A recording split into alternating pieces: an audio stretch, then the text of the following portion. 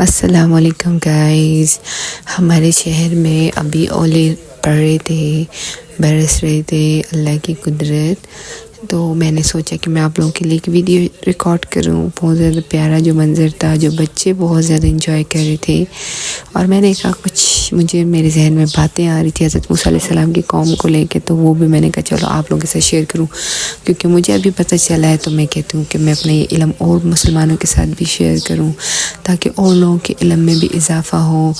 شاید کسی نہ کسی کو بھی اپنے بارے میں، اپنے آخرت کو سنوارنے کے بارے میں سوچے، اور اپنی زندگی کو اللہ کے لیے، اللہ کی راہ پہ چلنے پہ گامزن کرے. انشاءاللہ اللہ پاک ہم سب کو توفیق عطا فرمائے. جب بھی ایسے کوئی اولے پڑتے ہیں یا بارش ہوتی ہے بے موسم، تو میرے ذہن میں تو موسیٰ علیہ السلام کی قوم کا واقعہ آتا ہے، جو ریسنٹلی بھی نیٹ فلکس پہ بھی انہوں نے بنایا ہے. موزس کے نام سے، کچھ نام مجھے یاد نہیں ہے. تو مطلب حضرت موسیٰ علیہ السلام کی قوم، اور وہ اللہ پاک جب ان کو کہا صحرا میں چلے جاؤ، تو پھر ان کو اجازت نہیں دے رہا تھا، نہیں چھوڑ رہا تھا. تو اللہ پاک کی طرح طرح کے عذاب ان میں آئے، تو ان پہ آئے فرعون کی قوم پہ. تو ان میں سے ایک عذاب یہ بھی تھا کہ موٹے موٹے اولے برس رہے تھے.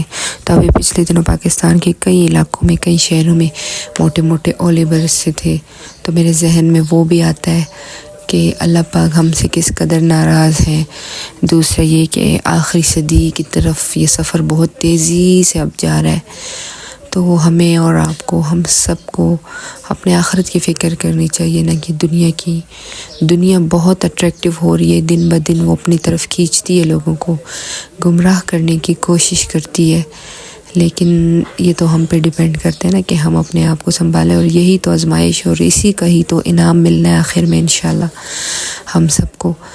تو میں تو یہ سوچتی ہوں نا کہ اس دنیا میں بھی مطلب اتنی پریشانیوں میں، ٹینشنوں میں اور مسئلے مسائل میں پھنسے رہے، مطلب ایک سمجھو کہ ایک قسم کا عذاب ہی ہے، آزمائش ہے. اور پھر ہم آخرت میں بھی جا کے ہمیں وہ انعام نہ ملے، جیسے جنت، جن چیزوں پہ جنت ملنی وہ کام ہم دنیا میں نہ کریں، اور جس چیزوں پہ دوزخ ملے گی، اور ان کاموں کی وجہ سے ہم آخرت بھی ہماری خراب ہو. تو میں کہتی ہوں یا اللہ ہماری آخرت کو سنوار دے، ہمارے لیے بہترین ذریعہ بنا دنیا میں کہ ہم اپنی آخرت کو سنواریں، اور دنیا آخرت دونوں کی رسوائیوں سے اللہ پاک ہمیں اپنے حفظ و امان میں رکھے. تو بہت مشکل مراحل ہے.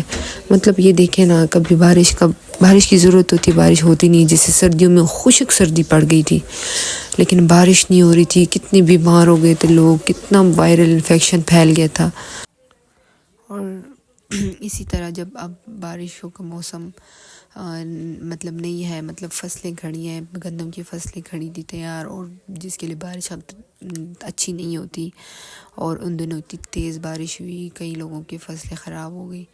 ایک تو ہم زکوٰۃ وغیرہ نہیں دیتے، ہمارا دھیان بالکل بھی زکوٰۃ سے ہٹ چکا ہے. ہر کوئی اس مسئلے میں پڑا ہوا ہے کہ زکوٰۃ مجھ پہ بنتی ہے اور مجھ پہ نہیں بنتی. بھئی تجھ پہ بنتی ہے یا نہیں بنتی، اللہ کے لیے دے دیا کرو. کون سو اس کے بدلے میں تمہیں کوئی بلا مل جائے گی یا کوئی خیر نہیں ملے گی. اس کے بدلے میں اللہ کا وعدہ ہے، خیر ملے گی، مال میں برکت آئے گی. کہ تمہارا مال کم بھی ہے تب بھی برکت آئے گی، اور کہ تمہارا مال زیادہ ہے تب بھی اللہ کی طرف سے برکت ہی آئے گی انشاءاللہ. میرا تو یہ عقیدہ ہے اور یہ ایمان ہے. بس اللہ پاک ہمارا ایمان محافظ بنائے، ہمیں اپنے ایمان کا محافظ بنائے. ہم اصل میں اور لوگوں کی جو ہے نا جنت اور دوزخ کے ٹیکے لیے ہوئے. تو اللہ پاک فرماتے ہیں کہ ہر چیز بغیر مانگے دیتا ہوں، لیکن ہدایت واحد ایسی چیز ہے جو انسان خود نہ مانگے تو میں نہیں دیتا. اللہ پاک ہم سب کو نیکی کی ہدایت عطا فرمائے. آمین. جزاک اللہ.